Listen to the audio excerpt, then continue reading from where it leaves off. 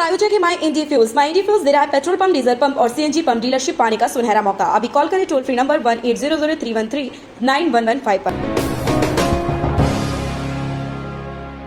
भारतीय लोकतांत्रिक व्यवस्था में जो व्यवस्था है वो मुख्यतः 3 स्तर में बांटी गई है। एक देश के स्तर पर, एक प्रदेश के स्तर पर और एक ज़िले के स्तर पर। क्योंकि प्रधान जो देश है, देश की व्यवस्था को जो लीड करता है वो प्रधानमंत्री करता है, पीएम करता है। और जो प्रदेश का है उसे मुख्यमंत्री करता है, सीएम करता है।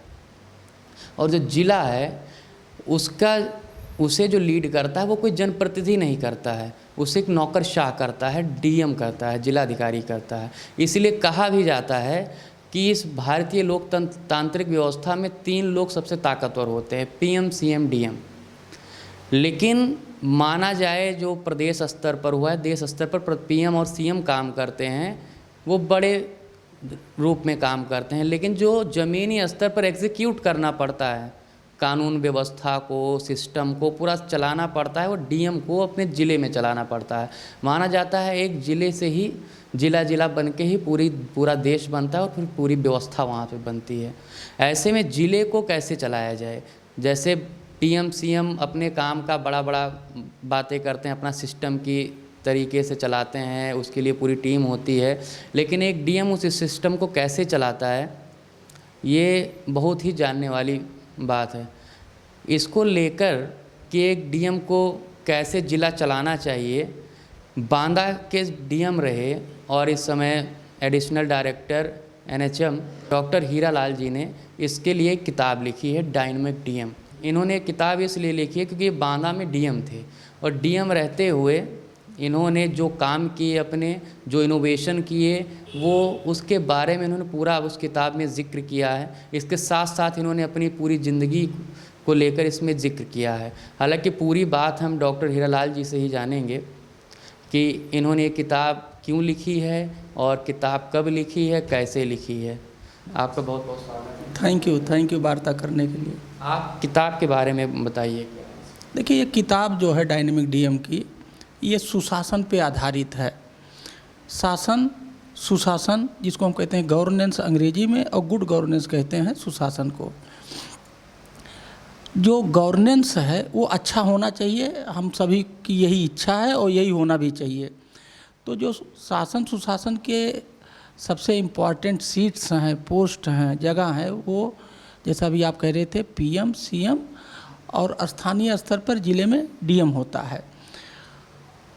सुशासन या गवर्नेंस की जो सबसे छोटी इकाई होती है वो परिवार होता है। जो हमारा परिवार होता है वहाँ भी गवर्नेंस होता है, और अगर गवर्नेंस वहाँ का ठीक हो जाएगा तो अच्छा रहता है।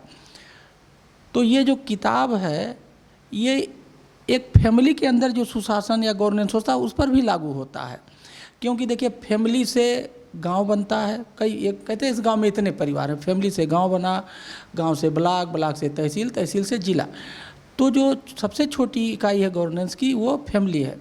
तो इसमें एक ज़िले के अंदर जो भी सामाजिक समस्याएं हैं, जिसको लेके आम जनता परेशान रहती है, हर परिवार परेशान रहता है, उससे कैसे सामाजिक समस्या का सामाजिक समाधान कैसे निकाला गया है, उसका रिजल्ट कैसे प्राप्त किया गया है जनता के द्वारा, जनता की अगुवाई में और जनता के माध्यम से, ये पूरा इस किताब में लिखा गया है। इसीलिए ये बहुत पॉपुलर हो रही है, क्योंकि लोगों को बड़ा मज़ा आ रहा है। क्योंकि मज़ा कैसे आता है? जब उससे लोग जूझते हैं, परेशान रहते हैं, उसके बारे में जानते हैं। तो जो बेसिक नॉलेज है समस्या का वो सबको है, और उसी का समाधान इस किताब में लिखा गया है। इसीलिए लोग इसको बड़े चाव और रुचि लेकर के पढ़ रहे हैं। किताब का नाम डायनेमिक डीएम क्यों रखा है? देखिए, ये जब हम लोग इसका नाम रख रहे थे तो इसको लेके काफ़ी डिस्कशन हुआ। कुछ लोगों ने कहा कि अगर आप इसका नाम डायनेमिक लिख देंगे, डायनेमिक डीएम, तो लोग कहेंगे ये अपनी तारीफ़ कर रहे हैं, बोस्ट कर रहे हैं। तो इसका हमें नाम यही लिखना था, तो अब इसका सोल्यूशन चाहिए था। तो ऐसा हुआ कि 1 साल जब बीत गया हमारा बांदा में, तो एक वहाँ बुंदेलखंड न्यूज़ पोर्टल है, बुंदेलखंड न्यूज़ के नाम से काफ़ी पॉपुलर पोर्टल है।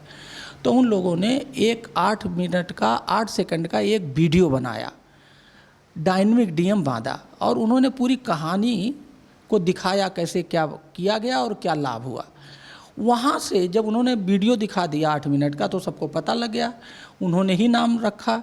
फिर पेपर में छपने लगे डायनेमिक डीएम के नाम से, लोग निकनेम भी डायनेमिक डीएम कर दिए। हमने उनसे पूछा कि आपने इसकी टाइटल डायनेमिक डीएम क्यों रखी अपने इस 8 मिनट 8 सेकंड के वीडियो का, तो उन्होंने ये बताया कि आप दिन भर भागते रहते हैं, दौड़ते रहते हैं, खूब मेहनत करते हैं, 5-5 मीटिंग करना, 5-5 साइट विजिट करना, कई समारोह में जाना, आप हमेशा गतिमान रहते थे, डायनेमिक रहते, इसलिए हम लोगों ने रखा। तो इस किताब का नाम रखने के पीछे वो जो वीडियो था, फिर जो वहाँ के लोगों ने निकनेम रखा, जो अखबार वाले अपने न्यूज़ में छापने लगे। चैप्टर नंबर 3 इस किताब की शुरुआत ही इसी बात से हुई है कि इस किताब का नाम डायनेमिक डीएम ही क्यों, और ये सारे प्रूफ लगाए गए हैं। क्या क्या है इस किताब में? जैसे आपने एक मॉडल पेश करने की है, आपने एक ऐसा कि ऐसे तरीके से व्यवस्था ज़िले में चलाई जाए तो बेहतर होगा। किन किन, जब आप डीएम रहे बांदा में, तो आपने किन किन मुद्दों पर ऐसा काम किया इन किताबों में? जैसे मैंने भी पढ़ा है, लेकिन आप अपने तरीके से बताइए, कौन सी ऐसी समस्याएं थीं जो आपके डीएम रहते हुए सॉल्व करना मुश्किल था, लेकिन आपने सॉल्व किया, कुछ नए इनोवेशन किए?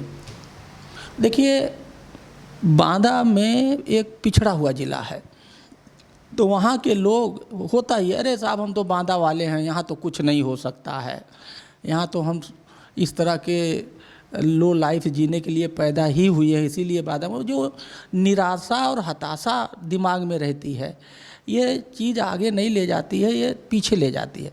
तो सबसे पहले तो ये निराशा हताशा को ख़त्म करना है। तो इसके लिए हमने स्टार्टअप इनोवेशन की एक सबमिट करी 3 तारीख को, 3 दिन का। उससे लोगों को ये समझ में आया क्या कि नहीं, बांदा में भी सब कुछ हो सकता है, जो नोएडा में हो सकता है या गाज़ियाबाद में हो सकता है। तो उससे लोगों का हताशा निराशा कम हुआ, और सबसे ज़्यादा जो हमारे 80 विभाग के अधिकारी कर्मचारी हैं, उनके अंदर एक जोश पैदा हुआ, क्योंकि वो भी उसी लाइन पे सोचते थे, जैसा देश वैसा भेष। अरे भाई, ये तो जैसे जो चल रहा है चलने दो, कुछ इनोवेशन नहीं हो सकता, कुछ अच्छा नहीं हो सकता। वहाँ से माहौल बदला। उसके बाद फिर चुनाव आ गया, तो चुनाव में हमने चुनाव आयोग की मंशा के अनुसार वोटिंग परसेंटेज बढ़ाने के लिए और उत्सव के माहौल में एक अभियान चलाया, और वो 90+ अभियान नाम से। अभी उस पर फिर मुद्दे पर आते हैं। लगभग 19 महीने का कार्यकाल आपका रहा, जैसा कि मैंने किताब में पढ़ा है। 19 महीने में आपने जो काम किए उसकी पूरी एक सूची बनाई है, जिसमें है पानी की समस्या और समाधान, स्टार्टअप और इनोवेशन, लोकसभा चुनाव, कुपोषण और अभिशाप, जेल सुधार, पेड़ जियाओ अभियान, योग रखे निरोग, छात्र विकास कार्यक्रम, किसान समृद्धि, प्लास्टिक मुक्त बांदा, नेकी की दीवार, बांदा पर्यटन ने इतने लगभग इश्यूज़ पे अच्छे से काम किया है। अगर बात करें इसमें पानी की समस्या की, मैंने किताब में आपके पढ़ा है कि महिलाएं आके चूड़ियाँ आपके कार्यालय के सामने फेंकने लगीं, तब आपको लगा कि हाँ समस्या बहुत विकट है। उसके बाद में आपने ऐसा क्या किया कि आपको खुद और जनता को संतुष्टि हुई, हाँ कि काम हो रहा? देखिए, वहाँ जल की समस्या सर्वविदित है। जो बांदा में रहते हो तो झेलते ही हैं, जो बाहर रहते हैं वो भी जानते हैं। जब मैं बांदा जा रहा था एज ए कलेक्टर, तो मुझे पहले से पता था, मैं टाइम्स ऑफ इंडिया समाचार टीवी पे देखता रहता था कि वहाँ पानी की समस्या है। तो जो मेरे सामने पहले समस्या आई वो पानी की आई, तो मैंने इस पर रिसर्च किया। तो वहाँ के लोगों ने बताया, साहब गर्मी में तो डीएम साहब बहुत हैरान परेशान रहते हैं, गगरी भेंट होता है, चूड़ी भेंट करती हैं महिलाएं, पानी होता नहीं और डीएम साहब पानी प्रोवाइड नहीं कर पाते। तो हम लोगों ने पहला जो विषय उठाया, पानी के समस्या का समाधान। तो इसके लिए सबसे पहले हमारे 470 गांव थे, तो वहाँ के प्रधान, सचिव और लेखपाल, यही 3 मुख्य होते हैं, मुख्य कार्यकर्ता होते हैं गांव पे, फंक्शनरीज, गवर्नमेंट फंक्शनरीज। इन सबको मैंने एग्रीकल्चर यूनिवर्सिटी में इकट्ठा किया, और हमारे एक जो है डीजी थे, वो पानी पे, महेंद्र मोदी साहब, वो पानी पे काम करते थे। मैंने उनको एज ए चीफ गेस्ट बुलाया, और उनसे हमने कहा, सर ये बताइए कि पानी की समस्या गांव में कैसे हल किया जाए। एक दिन का पूरा आपके किताब में उन्होंने आपको थैंक यू, आपको शुभकामनाएं भी दी हैं। हाँ, तो महेंद्र मोदी जी ने जा करके पूरी बात बताई कि कैसे गांव के पानी की समस्या गांव में ही हल किया जाए। यहाँ से शुरुआत हुई, एक माहौल बनाना पड़ा, ठीक है। उसके बाद हम लोगों ने ये किया, देखिए वहाँ हमने देखा पहले पानी कैसे लेते थे, तो कुआं, तालाब, नदी से वहाँ पानी की व्यवस्था होती थी। अब लोगों ने क्या किया, पिछले 40 साल में कुआं तालाब से हट करके नलकूप पर पानी, जो ये प्लास्टिक बोतल वाला पानी, इस पर आ गया आगे। तो हम लोगों ने कहा कि नहीं, कुआं तालाब और ये प्लास्टिक के बोतल से आप हटिए, जो पुराना वाला आपका सिस्टम था वहाँ चलिए। इसके लिए फिर हम लोगों ने कुएं की गणना कराई, कुएं की सफाई कराई, कुएं के चारों तरफ खंती खोद करके वाटर कंजर्वेशन, जिससे कुएं में पानी आ जाए, और कुएं का पूजन, कुएं के डिफरेंट एक्टिविटी के माध्यम से हम लोग कुएं पे जाने लगे। तो उस बार फिर आपने कुएं को, जैसे कुएं का माना जाता था पवित्र होता है, उसे घूमना, उसकी पूजा करना, उसके पानी को निकाल के कई कैसी ऐसी पूजा है जिसमें कुएं का पानी, तो आपने उससे जोड़ने के लिए उसमें धार्मिक रूप देने का प्रयास किया। यस, हमने वो सारी चीज़ें जोड़ने के लिए वो सारे एक्टिविटीज़ की जिससे वो जुड़ सकता, एक आदमी जुड़ता है। चूँकि पहले से वो जुड़े थे, भूल गए थे, हमें केवल याद दिलाना था। इसी तरह से तालाब पे भी हमने यही एक्टिविटी की। हमारी वहाँ 3 नदियाँ थी, हमने उनकी आरती शुरू। तालाब को लेकर मैं जानना चाहता हूँ, उत्तर प्रदेश सरकार भी तब तालाब पे बहुत तेज़ी से काम कर रही है, हर ग्राम सभा में तमाम तालाब खोदने चाहिए। लेकिन जहाँ मैंने ज़मीनी स्तर पर देखा है, चीज़ों को समझा है, तालाब सिर्फ एक कमाई के अलावा मुझे उसका उपयोग कुछ नहीं दिख रहा है। देखिए, हम आपको बताएं, तालाब में ये है कि वहाँ एक अपना तालाब नाम का स्कीम था कि कोई भी आदमी अपने, और उसके 2 डायमेंशन थे, 2 आकार के थे। तो हमें करीब 600 का टारगेट मिला था। हमने कह करके उसको 2000 का टारगेट करवाया और अभियान चला करके खुदवाया। जो धनी लोग थे, जिसका जोत ज़्यादा थी, उनसे हम कहते थे कि आप लोग धनी हो, अपने पैसे से अपने खेत का पानी अपने खेत में। वहाँ सबसे प्लस पॉइंट ये था कि जब तालाब, वो खेत का पानी तालाब में रुक गया, तो उससे एक फसल, चना अरहर की एक फसल एक्स्ट्रा हो गई। जो एक फसली होता था 2 फसली हो गया। इससे क्या फ़ायदा हुआ कि उनका जो है क्रॉप प्रोडक्टिविटी 18.5% बढ़ गई, तो इनकम बढ़ गया। तो तालाब के पानी से हमने इनकम बढ़ाया, इसलिए लोगों ने तालाब के तरफ रुचि ली। और तालाब में जो पानी होता था उससे जानवर की नहलाई। बात जेल सुधार में आपने इससे क्या क्या किया? देखिए, जेल सुधार में हमने ऐसे किए कि जब मैं पहली बार जेल में गया तो मुझे लगा कि सब लोग बहुत हैरान, परेशान, निराश हैं। इससे पहले कभी गए थे आप जेल में? इसके पहले हम जेल में कई बार गए हैं निरीक्षण करने। हम लोग निरीक्षण करने ही जेल जाते हैं। एज ए SDM कई बार गए हैं, एज ए ADM गए हैं, एज ए CDO गए हैं। लेकिन यहाँ जब एज ए DM हमारी नैतिक जिम्मेदारी थी कि हर महीने DJ साहब, DM साहब और SP साहब जेल जाएं, वहाँ की सारी व्यवस्था देखें कि जो गाइडलाइन है उसी के तहत वहाँ व्यवस्था चल रही है, कोई उसमें गिरावट। तो जब मैं पहली बार गया तो देखा लोग हताश, निराश, परेशान थे। तो हमने धीरे धीरे वहाँ एक्टिविटी, उनका जो टाइम था उसको हमने प्रोडक्टिव यूज में कन्वर्ट किया। तो सबसे पहले तो हमने वहाँ योगा शुरू कराया। हर बैरक से 4-4 कैदी लिए, उनको हमने योगा सिखा दिया। वही सीख करके अपने बैरक में योगा करने लगे। तो जब 4 बजे उठेगा, 2 घंटा योगा करेगा, तो नेचुरल सी बात है कि अब 2 घंटा उसका प्रोडक्टिव टाइम यूज होने लगा, उसका स्वास्थ्य ठीक होने लगा, उसमें ऊर्जा आने लगी। फिर हमने दूसरा एक्टिविटी किया, साप्ताहिक कार्यक्रम कराते थे। हर जेल में एक मीटिंग हॉल होता है, ओपन ही होता है, सारे कैदी सामने बैठते हैं और वहाँ बैठक होती। तो हमने वहाँ कल्चरल, एक सप्ताह में एक दिन, जैसे हम 3 घंटा सिनेमा देखने जाते हैं, उसी तरह से कैदी ही कार्यक्रम करते थे और कैदी ही देखते थे।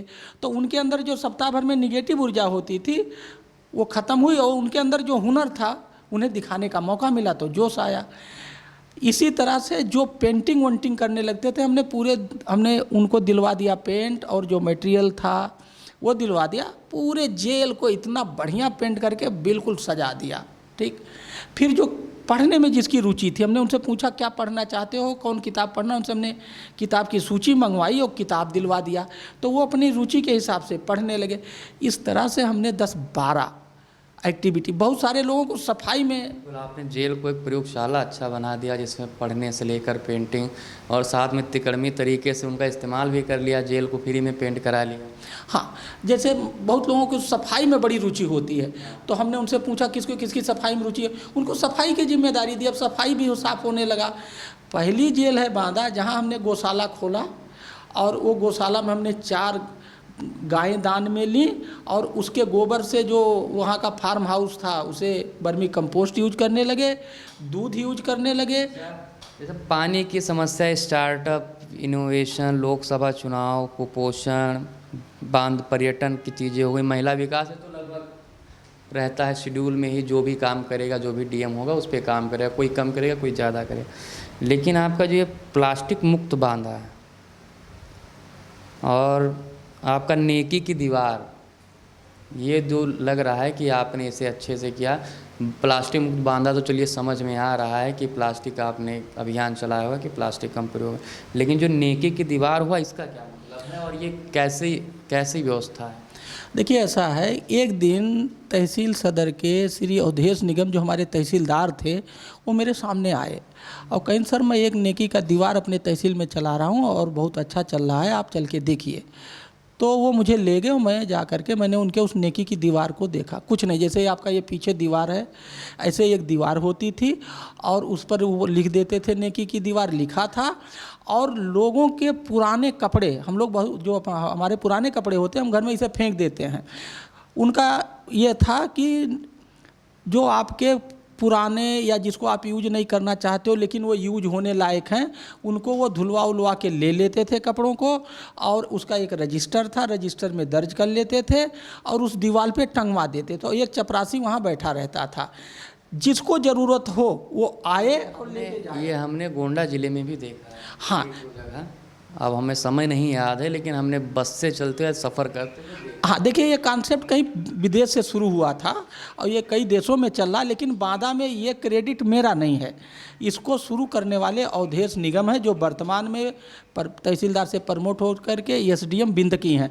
फिर जब मुझे उनका सब समझ में आ गया तो मुझे बड़ा अच्छा लगा और मैंने वहीं तय कर दिया कि ये नेकी की दीवार अब हर तहसील में होगी, 5 तहसील। आपका भले ना हो, लेकिन ज़िले के कैप्टन होने के नाते आपको चीज़ों को जो अच्छा करे उसको आगे बढ़ाने की जिम्मेदारी तो आपने की।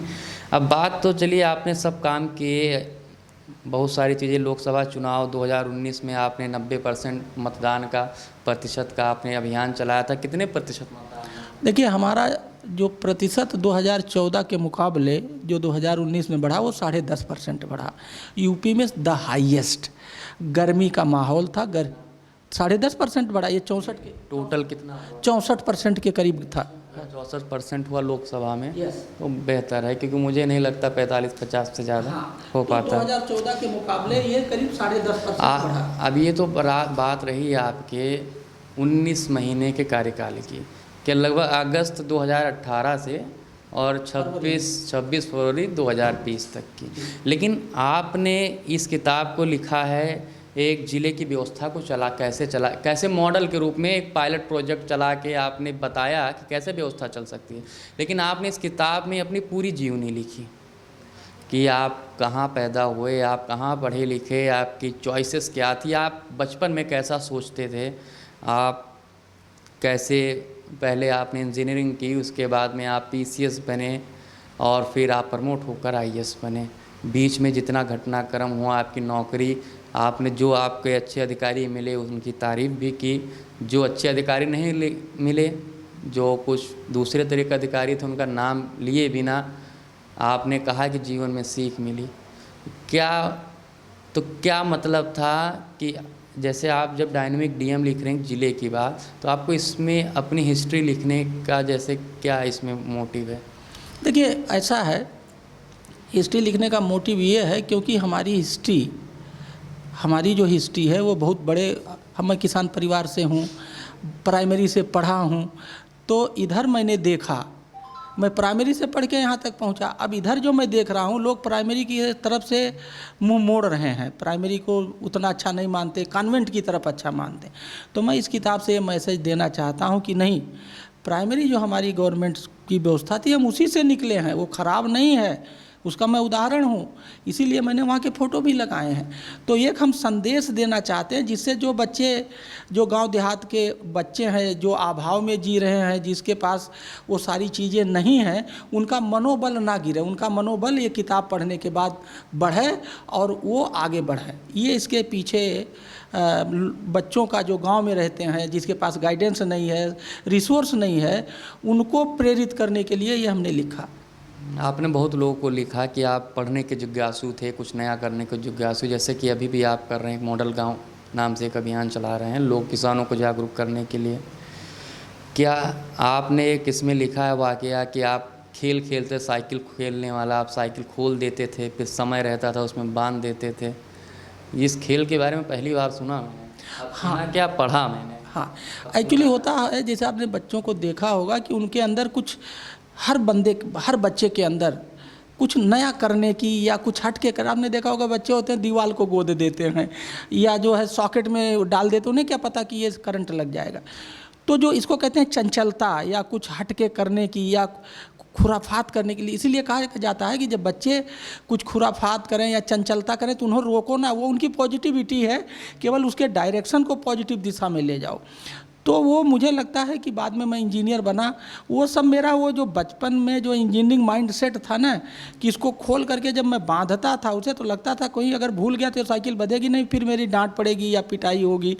तो मैं खोलता तो था, क्या चैलेंज लेता था, और फिर 3-4 घंटा और याद करता रहता था कि कौन नट कहाँ से खोला, कैसे लगेगा, वो याद भी करता था पैरेलल में, और फिर बाद में बांधता था।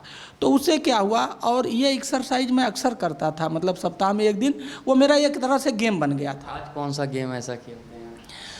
आज के डेट में मैं आपसे मैं कई बार मिल चुका हूँ, बातें भी हमारी आपकी बहुत सारी हुई हैं। आपके अंदर, आप आईएएस होकर भी आपके अंदर आईएएस का कल्चर नहीं लगता, एक प्रोटोकॉल नहीं लगता। आप एक सामान्य आदमी की तरह एक अलग मुद्दे पर आप इनोवेशन को, कोई अलग अगर आइडियाज़ की बात करता है तो आपको वो सुनना अच्छा लगता है, आपको आप जो सोचते हैं दूसरे को बताना अच्छा लगता है। तो ऐसे में आप इस समय अगर आप आपका दिमाग चलता रहता तो क्या क्या चीज़ें सोचते हैं और कौन सा खेल खेलना पसंद है? देखिए, आज के डेट में मुझे एक खेल अच्छा लगता है, सोशल मीडिया का ज़माना है, तो अक्सर लोग मुझे, अब ये बात हो गया है कि अगर मैं एक सोशल साइट में 2009-10 में गया अमेरिका पढ़ने, भारत सरकार की एक स्कीम थी DOPT की, तो उसमें मैं मास्टर ऑफ पब्लिक एडमिनिस्ट्रेशन करके आया। तो उन लोगों ने लास्ट में हमसे पूछा कि आप पढ़ने गए हो तो इस पढ़ाई से के बाद आप हट के क्या करोगे। तो एक होता है ऑनलाइन डिस्प्यूट रिड्रेसल का कॉन्सेप्ट चलता था, तो उसी का हमने नाम बदल के मेकिंग यू हैप्पी नाम से एक साइट चलाई, और हमने लिख के भी दिया DOPT को कि हम, जो हमसे संपर्क करेगा ऑनलाइन, हमसे बात करेगा, हम उसकी समस्या दूर करेंगे, हमें यही हमारा बेसिक काम है, गवर्नेंस के इशू को ठीक करेंगे। अब धीरे धीरे उस साइट से मुझसे बहुत सारे लोग कनेक्ट हो गए हैं, तो बहुत सारे लोग हमसे समस्याएं पूछते हैं कि साहब हम एडमिशन लेना चाहते हैं, कहाँ लें, हमारा ये मेड की दिक्कत है, या मेरा मतलब डिफरेंट वैरायटी की समस्याएं मेरे पास आती हैं। तो मैं जब उनको हल कर देता हूं तो मुझे एक अच्छा सा प्लेजर ड्राइव होता है। क्यों? मुझे एक खुशी होती है अंदरूनी। क्या आपने जैसे अच्छे अधिकारियों के जो जिन्होंने आपको सहयोग किया उनकी चर्चा की, आपने 1-2 वाक्य ऐसे लिखे हैं जिनमें आपने मेहनत की, और आपने लिखा है कि 1 हफ़्ता आपका पैर दर्द होता रहा, शायद मुहर्रम का कोई ताज़िया उठने का मामला था, तो आपने और आप प्रशासन को लेकर हल्टा है, और बाद में उसका क्रेडिट जो है एडिशनल SP थे कि DSP थे, उन्होंने ले लिया। तो कैसा, वो क्या हुआ? देखिए, ये इस तरह के सिस्टम में हर तरह के लोग हैं, ऐसे भी लोग हैं। जैसे हम जब ये घटना हुई हयातनगर थाने की थी, ऑल ऑफ सडन खाना खाने जा रहे थे, थाली सामने था, पता लगा कि 10,000 की भीड़ है और बलवा हो गया है, पत्थर चल रहे हैं, थाना अध्यक्ष को घेर लिया गया। तो उस समय हमने अपने CO को तुरंत बनाया, खाना छोड़ा, चले गए। हम लोगों ने ये काम किया। वो जो अधिकारी थे जिसका हमने जिक्र किया है, नाम नहीं किसी का लेना चाहते, उनका वो नेचर था, क्या तिल का ताड़ बनाना, उच्चाधिकारियों के आगे पीछे घूम करके नौकरी कराए। ऐसे भी लोग सिस्टम में बहुत लोग हैं, हम सभी जानते हैं, अच्छे लोग भी हैं। तो जब वो सब मतलब वो घर से सेट पे चिल्लाते रहे मैं चल दिया, वो लाग होता जिससे कहीं अगर कोई पूछे तो ये रहे कि हाँ वो चल रहे हैं। मतलब जो 5 मिनट में जहाँ पहुँचा जा सकता है, जब उन्हें पता लग गया कि अब शांत हो गया, कंट्रोल हो गया, तो वो नाटक डंडा पटकने पहुँचे। तो हम लोगों ने वहाँ हम लोग हट गए, क्योंकि हम लोग उनका नेचर पहले से ही जानते थे। तो देखिए वो भी एक मैनेजमेंट का पार्ट है। मतलब ये नहीं है कि हर जगह अच्छे ही लोग होते हैं, सिस्टम में कहीं जो खराब लोग होते हैं उनको भी कैसे मैनेज करो, यही एक अच्छे एडमिनिस्ट्रेटर का गुण है। हम लोग उनको भी मैंने मालूम था कि वो यही तिल का ताड़ बनाते हैं, इधर का उधर करते हैं, लेकिन चूंकि वो सिस्टम में आ चुके हैं, सिस्टम से निकाले नहीं जा सकते, तो उनको भी सिस्टम में ले करके चलना चाहिए, जिससे कि ये ध्यान रखते हो कि कहीं उस नुकसान ना कर पाए। सिस्टम में साथ लेकर चलने की जो व्यवस्था आप बता रहे हैं कि जो अच्छा नहीं करना चाहते हैं, अच्छा नहीं सोचते हैं, सिस्टम में आने के बाद उनको भी साथ लेने के लिए ही नौकरशाही, लोकतंत्र की जो व्यवस्था है उसको चलाने वाला ही नौकरशाह है। लेकिन जो लोकतंत्र से लोगों का विश्वास उठ रहा है, बहुत सारे लोग हैं जिन्हें लगता है कि उन्हें न्याय नहीं मिलता है, भ्रष्टाचार है, तमाम चीज़ें हैं, उसका ही मुख्य कारण नौकरशाह है। देखिए मैं आपको एक चीज़ बताऊं, जो ये बात आप कहना चाह रहे हैं कि जैसा आप करते हो या जैसा आप व्यवहार करते हो, जैसा एक्शन करते हो, वैसा ही आपकी इमेज बनती है। तो उनके बारे में सब जानते थे कि वो इसी नेचर के हैं। हम अकेले, मतलब अकेले नहीं, पूरा सारी पब्लिक जानती थी। इसीलिए उन्हें पता था कि अगर वो वहाँ पहुँच जाएंगे तो उनसे कंट्रोल नहीं होगा, और हम पहुँच गए तो हम लोगों ने कंट्रोल कर लिया। और ऐसा जो होता है, इस तरह से जो करता है, वो कहीं ना कहीं उलझता भी है। जैसे कि सवाल है कि जो नौकरशाह हैं, आज लोगों का भरोसा बहुत ज़्यादा नहीं है। लोग कहते हैं नौकरशाह, एक बार IAS PCS आप हो गए, आपकी पीढ़ियाँ इतनी बहुत ज़्यादा सेटल हो जाएंगी। आप यहाँ डायनेमिक DM और एक पायलट प्रोजेक्ट की बात करते हैं, लेकिन व्यवस्था असल में क्या चल रही है ये किसी से छिपी नहीं हुई है। लोग अपनी व्यवस्था बना के चलते हैं, अपने निजी व्यवस्था अच्छी हो जाए इसलिए व्यवस्था का हिस्सा बने हैं। देखिए मैंने आपसे बताया ना कि हर तरह के लोग हैं। मेरा ये मानना है कि अच्छे लोग ज़्यादा हैं, और व्यवस्था में अप डाउन्स चलता रहता है। और अगर व्यवस्था अच्छी ना होती तो ये कैसे चलता। व्यवस्था अच्छी है और इम्प्रूव, ये मैं तो इसको कहूँगा, जो डिजिटल इंडिया हो रहा है ना, ये बदलाव हो रहा है। क्या हम लोग ऑफलाइन से ऑनलाइन चल रहे हैं, और बदलाव हमेशा जो है वो कई दृष्टि से लोग देखते हैं। तो ये बदलाव का ज़माना है, ऑनलाइन का ज़माना हो रहा है। ऑनलाइन होने से आप देखिए कितनी चीज़ें, रेलवे, बैंकिंग और टोटल सर्विसेज गवर्नमेंट की ऑनलाइन हो गई हैं, जो बची हैं वो हो जाएंगी। तो अब आपको घर बैठे सब कुछ मिल जाएगा, तो फिर बहुत सारी चीज़ें टेक्नोलॉजी के इंटरवेंशन से ठीक हो जाएंगी। लेकिन उसमें भी तो सारे सिस्टम निकाले जा रहे हैं, तोड़ उसका भी निकाल लिया गया है। जैसे पहले जब नया नया ऑनलाइन सिस्टम चला, चाहे ट्विटर से लेकर आप टोल फ्री नंबर तक कॉल करने से तुरंत एक्शन होता था, लेकिन अब उसे तो एकदम हाशिए पे डाल दिया गया है। आप फ़ोन करते रहो, वहाँ जी वहाँ कॉल सेंटर में बैठे लोग, हाँ कार्रवाई की जा रही है, लेकिन व्यवस्था तो फिर वैसी हो गई है। नहीं, देखिए मैं आपको बताऊं, अब पहले टोल फ्री नंबर एक व्यवस्था था, बहुत सारा व्यवस्था है। लोग तुरंत ट्विटर पे कर देते हैं, फेसबुक पे लिख देते हैं, बहुत हायर अधिकारियों को टैग कर देते हैं, और मैंने स्वयं देखा है तुरंत जवाब आता है कि आप इनसे बात करो। ये तो अगर कोई समस्या होती है तो तत्काल उसका समाधान का दूसरा रूप भी आता है। जो अच्छे लोग होते हैं वो हर जगह से अपना समय का उपयोग कर लेते हैं। आपको लगता है जैसे आप 5 दिन वहाँ काम कर रहे हैं, आप 2 दिन आप सामाजिक काम कर रहे हैं, किसानों को जागरूक कर रहे हैं, लेकिन सरकार होने के नाते आपका ज़्यादा इस्तेमाल भी तो किया जाता है। नहीं, सरकार हमारा पूरा इस्तेमाल कर रही है। और सरकार जैसे जो सामाजिक काम हो रहा है, देखिए इसमें कोई व्यक्तिगत तो हो नहीं रहा है, वो सब मिला करके सरकार का ही हो रहा, आम जनता का ही हो रहा। और मेरा ये मानना है कि सरकार हमारा जितना यूज करना चाहिए कर रही है, और उसका भरपूर फ़ायदा हमें भी मिल रहा है, जनता को मिल रहा है, हम भी संतुष्ट हैं। इसी मैंने PhD पूरी कर ली, DLit मेरा शुरू हो गया, किताब लिख दिया। मॉडल गांव से जो है, छुट्टी के दिनों में मॉडल गांव से हमारा एक नया इनोवेशन हो रहा है। तो बहुत सारी चीज़ें हुई, ऐसा नहीं है। लोगों का ये जो परसेप्शन है, मैं इससे सहमत नहीं हूँ। इस किताब में आपके राज्यपाल जी और मुख्य सचिव उत्तर प्रदेश सरकार, पूर्व मुख्य सचिव उत्तर प्रदेश सरकार सहित तमाम लोगों ने आपके इस किताब की तारीफ़ की है। साथ में ये कहना है कि इस किताब के ज़रिए जो नए अधिकारी हैं, नई व्यवस्था में जो व्यवस्था में नए नए आए हैं उन्हें मदद मिलेगी कि ऐसे सिस्टम चलाना है।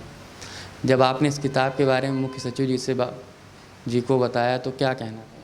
माननीय मुख्य सचिव जी को मैंने चिट्ठी लिख के अनुरोध किया। मैं आपको बता दूं, माननीय गवर्नर महोदया ने लिखा और 4 मुख्य सचिव ने लिखा है, श्री राजीव कुमार साहब, श्री अनूप पांडे साहब, श्री आलोक रंजन सर और वर्तमान में जो मुख्य सचिव महोदय हैं श्री DS मिश्रा सर ने लिखा। DS मिश्रा सर से मेरी पहले की कोई मुलाकात नहीं, उन्होंने मेरी किताब देखी और उन्होंने लिख के और मुझे अपना संदेश दे दिया, मैंने किताब में लिखा है। तो मुझे तो बहुत अच्छा लगा, जिसके साथ मैंने कभी काम नहीं किया, और उन्होंने किताब देखी और उसकी उपयोगिता देखी तो मैं तो उनको धन्यवाद देना चाहूँगा। और 4 मुख्य सचिव ने लिखा है, ये भी प्रकाशक ने मुझे बताया कि ये किताब इस मामले में भी यूनिक है। प्रभात प्रकाशन के जो पीयूष जी हैं, उन्होंने कहा साहब आज तक हमारे पास कोई ऐसी किताब नहीं है जिसमें 4 चीफ सेक्रेटरी एक ही स्टेट के शुभकामना लिखे हों गवर्नर जी के साथ, माननीय गवर्नर के साथ। तो ये भी एक अपने आप में एक यूनिकनेस है इस किताब की। अच्छा, ये किताब सिर्फ अधिकारियों को पढ़ने के लिए है ताकि वो व्यवस्था को चलाना सीख पाएँ? अगर इससे जनता पढ़े तो जनता को क्या मिलेगा इसमें? देखिए, इसमें मैंने पहले शुरू में ही बताया था, जनता क्या है, जनता एक फैमिली की पार्ट है और फैमिली के लिए किताब उपयोगी है। तो ये तो किताब हर आदमी के लिए उपयोगी है, जो अधिकारी हैं उनके लिए उपयोगी, जो तैयारी कर रहे हैं उनके लिए उपयोगी, जो आम जनता है, जैसे पानी की समस्या आम जनता की भी है, पेड़ जिंदा नहीं रहते आम जनता की समस्या है, प्लास्टिक की इसमें जितनी समस्याएं लिखी हैं सब सामाजिक समस्या। तो जनता के सिस्टम ही पूरा लोकतंत्र जनता का है, लेकिन इसमें जनता सोच के कर क्या सकती है? देखिए, जनता ही सब कुछ कर सकती है। जनता ही जब आगे आएगी और समस्या का समाधान में लगेगी तभी सस्टेनेबल समाधान मिलेगा। यही इस किताब का सार है। ये इसका टैगलाइन भी है, ये देखिए, सहयोग से सुशासन, सुशासन से समृद्धि। सहयोग किसका सहयोग? आम जनता का सहयोग। किताब में भी मेरी नज़र पड़ी, आपकी जो फ़ोटो आई है ये देख सकते हैं, इसमें बाबा साहब भीमराव अम्बेडकर के अंदाज में आपकी तस्वीर दिख रही है। क्या ये तस्वीर कब की है? ये तस्वीर नरैनी ब्लॉक की है और हम लोग एक गौशाला का निरीक्षण करने गए थे और वहाँ SDM नरैनी हमारा स्टाफ भी था। तो हमने जो ये इंडिकेट किसी दीवार पे कहीं कोई कमी थी, उसी को हम लोग इशारा कर रहे हैं कि देखिए वो कमी है, उसको ठीक कराओ। इसीलिए वो जो आप इशारा है, वो जो बाउंड्री थी उस बाउंड्री में कोई कमी थी, उसी तरफ। तो अभी आपकी बांदा में तो बात हो रही होगी, जो आपने जितनी व्यवस्थाएं की थी सब चल रही हैं? देखिए, व्यवस्थाएं कुछ चल रही हैं, कुछ नहीं चल रही हैं, कुछ बदल के चल रही हैं, लेकिन जो एक एक्सपेरिमेंट हुआ लोगों के जो दिमाग में घुस गया है वो है जिसको कहते हैं माइंड सेट चेंज। तो ये बहुत अच्छी चीज़ है और लोग उसको अभी भी याद करते हैं और व्यवस्था समय और वक्त के हिसाब से बदलती रहती है। आपका लगभग कितने सालों का कैरियर हो गया? मेरे करीब PCS, जब से आप PCS बने तब से? हम 15 मार्च 93 से सेवा कर रहे हैं। 93 से 22, काफ़ी दिन हो गए आपको। 22 और 7 लगभग 28-29 साल हो गए।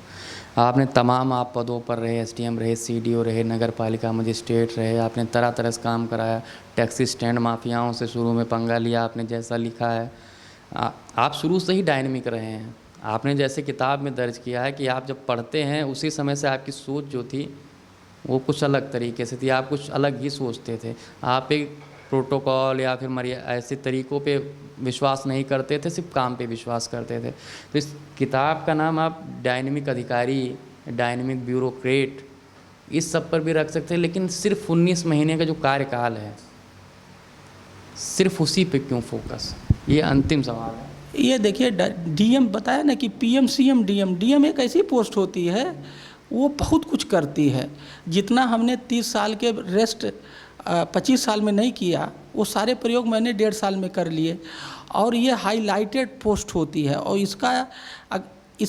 इसको हाईलाइट करने का मकसद ये था ना, लोग कहते हैं कि एक DM, हमें बताना चाहते थे कि अगर एक DM चाह ले तो क्या से क्या नहीं कर सकता है।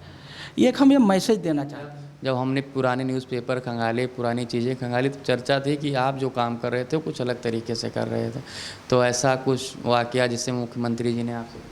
नहीं, देखिए, नेचुरल सी बात है, अगर मेरा काम अच्छा ना होता और हमें सपोर्ट ना होता तो मैं वहाँ 1.5 साल कैसे कलेक्टर रहता। ये अगर वहाँ पिछले 10-12 कलेक्टर में मेरा हाईएस्ट टेन्योर है। 10-12 कलेक्टर पिछले में, मेरा 1.5 साल का हाईएस्ट टेन्योर हो। तो ये क्यों है? एप्रिसिएशन ही था। अगर एप्रिसिएशन ना होता या मुझे सपोर्ट ना करते तो 1.5 साल वहाँ क्यों रखते? लोग कहते थे कि हीरा लाल जी बहुत अच्छे हैं और बहुत ही उनके पास विज़न है काम करने का, लेकिन लॉबी उनकी सेट नहीं हो पा रही, जिसके कारण उन्हें बड़ा प्रभाव नहीं। ये सब मैं ना ऐसा सुनता हूँ, ना मेरा ऐसा कुछ विश्वास है। हर जगह अच्छी है, हर पोस्ट अच्छी है, हर पोस्ट पे आप करने के लिए बहुत कुछ है। मैं विशेष सचिव कल्चर होके गया, जिस पर लोग बताते हैं कि वो अच्छी पोस्ट नहीं। वहाँ 15-16 संस्थाएँ थीं, 7-8 महीने मैंने खूब काम किया। वहीं से मैं साउथ कोरिया गया, मतलब एक प्रोग्राम में कल्चरल के। तो जहाँ लोग कहते हैं कि ये पोस्ट गड़बड़ है या यहाँ काम हुआ, वहाँ भी देखिए हर जगह काम करने, जितनी पोस्ट सरकार की बनी है सब पे काम करने का स्कोप है। आप काम करना चाहिए तो वो काम हो सकता है। कोई ऐसी पोस्ट नहीं है जो खराब है, मैं किसी पोस्ट को खराब नहीं मानता। ये थे आईएएस डॉक्टर हीरालाल जी, जिन्होंने डायनेमिक डीएम की किताब लिखी है, अपने ऊपर ही लिखी है। जिस तरीके से उन्होंने अपने ज़िले में काम किए थे और तरह तरह के एक नई पॉलिसीज़ लेकर आए थे, नए इनोवेशंस लेकर आए थे लोगों के तरीके से। और इस किताब की काफ़ी चर्चा है, नौकरशाही में भी चर्चा है, किस तरीके से काम किया जाए। आप इनका अंदाज़ देख ही रहे होंगे कि ये किस तरीके से एक आईएएस ना बल्कि एक आम आदमी की तरह इनका रहना सहना है, बोल चाल भाषा बाकी सारी चीज़ें हैं। इनका हमने कई ऐसे सवाल ये पूछे जिनका इन्होंने गोल मोल जवाब दिया। जैसे मान लीजिए कि पद को लेकर पूछा तो जिस तरीके से उन्होंने जवाब दिया कि ये कैसे समय का सदुपयोग करते हैं, कि आप अगर थोड़ा सा काम कम है तो दूसरा काम कैसे नया काम कर लेना है, तीसरा काम कैसे नया कर लेना है, जब काम आए तो फिर काम का यहाँ पर लोड बढ़ा दीजिए। ये जो चीज़ें हैं बहुत सीखने वाली हैं। एक इनसे अंतिम जो मैसेज लेंगे हम कि अगर जो नौकरशाहों के लिए कि वो किस तरीके से काम करें, एक आप मैसेज देना चाहते हैं? देखिए, मेरा नौकरशाही या जो हमारे अधिकारी साथी हैं सबको ये है कि हमारे बीच और जनता के बीच गैप नहीं रहना चाहिए। उस गैप को कम करने के बारे में हमेशा सोचना चाहिए और इसके लिए हमें जनता से लगातार मिलना चाहिए, लगातार जुड़ना चाहिए, लगातार उनकी समस्याएं हल करना चाहिए, जिससे कि वो हमारे अंदर जो विश्वास है वो बढ़ सके। अंत में ये किताब अगर किसी को पढ़नी हो या फिर किसी को लेनी हो, खरीदनी हो, तो कहाँ से उपलब्ध हो? देखिए, ये अमेज़ॉन, आज के डेट में ऑनलाइन परचेज का ही ज़माना है, तो मैक्सिमम ये सेल ऑनलाइन हो रही है क्या, अमेज़ॉन पे और फ्लिपकार्ट पे। कितनी कीमत है इसकी? इसकी कीमत है 250 रुपये। इसकी कीमत हम लोगों ने अनुरोध करके कम रखवाया है, जिससे कि आम आदमी पढ़ सके। प्रभात पब्लिशर ने इसे पब्लिश किया। प्रभात पब्लिशर ने पब्लिश किया है और मैं उनका भी धन्यवाद देता हूं कि उन्होंने कीमत को डाउन साइड करके रखा, जिससे कि ये आम जनता के परचेज रीच में हो। तो सुना आपने कि ये किताब जनता के लिए है, क्योंकि जो भी लोकतंत्र की जो व्यवस्था है वो जनता के लिए है और जितने काम होते हैं वो जनता के लिए ही होते हैं। तो जनता को इस जनता को, नौकरशाहों के साथ साथ जनता को भी इस किताब को पढ़ना चाहिए और सीखना चाहिए कि इनके जीवन से भी और इनके किए गए कार्यों से भी कैसे प्राइमरी स्कूल से निकल कर इंजीनियर बनना, फिर पीसीएस बनना, फिर आईएएस बनना, और ये आज भी एक बड़े पद पर ये हैं। तो इसी के साथ में हम विदा लेते हैं आपके साथ। तो कैमरामैन रमाशंकर यादव के साथ मैं रमन मिश्रा, NTTV भारत। देश दुनिया की ताज़ा तरीन खबरों से रूबरू होने के लिए सब्सक्राइब कीजिए आपका अपना चैनल NTTV भारत।